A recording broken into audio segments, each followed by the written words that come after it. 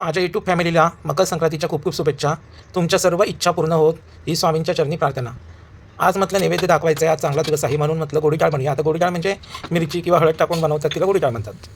चला तर मग आता गोडी डाळ करायला सुरुवात करू. तेलामध्ये तेल गरम झाल्याच्यानंतर मोहरी, जिरं, 4 लसणीच्या पाकळ्या, 2 मिरची मध्ये मध्ये कापून टाकलं आहे आणि असं टोपान चिमट्यानं असं असं सगळीकडे पसरून घेतलं.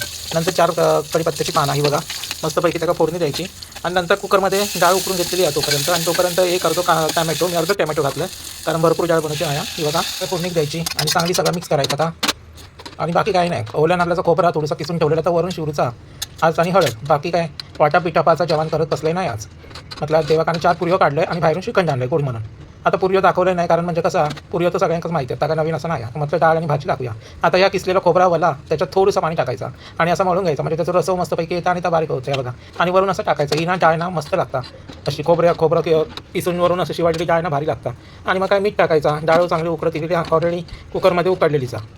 तर आता काय जरा उकळील्याच्यानंतर डाळ तयारचा आणि वरून कस्तुरी मेथी टाकायची, डाळीत भारी लागता, त्याचं वासव येतं आणि चव येतं. ही बघा डाळ तयार आहे. आता आपण भाजी तयार करूया. तर भाजी काय करूची मटरचे वाटाणे होते थोडे ते आणि बटाटी कशी उकळून घेतले कुकरला.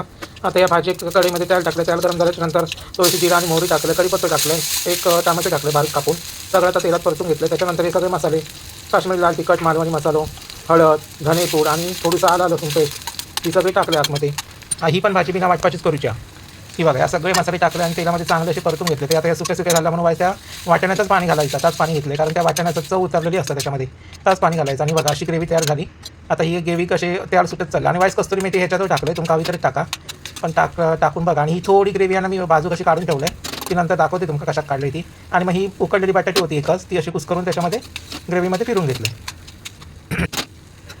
हे बघा हे असे उकडलेले वाटाणे टाकले, ते पण असे मस्तपैकी एकजीव करून घेतले सगळीकडे, चांगले असे फिरून घ्यायचे त्या ग्रेव्हीमध्ये. ह्याच्यात वाटप टाकलेला नाही, बिना वाटपाची भाजी आणि बिना वाटपाची डाळ. आणि वाईसचं पाणी होतं ना आता त्याच्यामध्ये टाकायचं तुमका किती वया पातळ आणि किती नको ती. आणि आता ह्या का ही जी ग्रेव्ही बाजूक काढलेली होती ती नंतर त्याच्यात टाकायची, म्हणजे आपण जर वाटप म्हणताव ना त्याच पद्धती ही ग्रेव्ही मी बाजूक काढून ठेवलेली आहे. ती बघा वाईस घट्ट झाला आता नाही झाली. आणि मग झाकण मारून द्यायचा. आज मकर संक्रांत आहे तेव्हा काय राग फुगवे असतील तुमचे कोणासोबत तर सगळा विसरून गोड बोला लागा सगळ्यांशी. एकच दिवस गोड बोला नको, कायमच गोड बोला. वरून मग असा चवीपुरता मीठ टाकलं आणि भाजी वाट तयार होत चालल्या. तुमका दोन्ही पदार्थ आवडले तर लाईक, सबस्क्राईब आणि शेअर करा.